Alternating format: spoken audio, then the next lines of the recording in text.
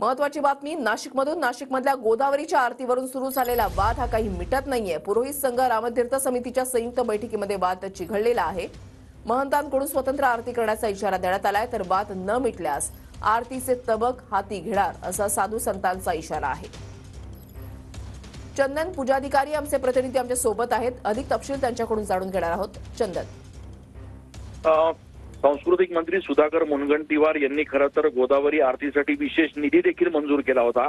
मात्र आता या गोदावरी आरती कोणी करायची यावरून वाद निर्माण झालेला आहे। पुरोहित संघ आणि त्या विरोधात रामतीर्थ संघ यांच्यामध्ये हा वाद सुरू झालेला आहे।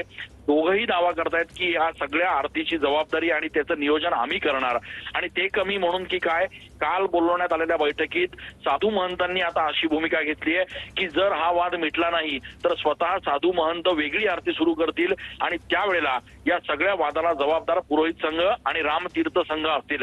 त्यामुळे आता या संपूर्ण वादावर नेमका तोडगा निघणार आहे का?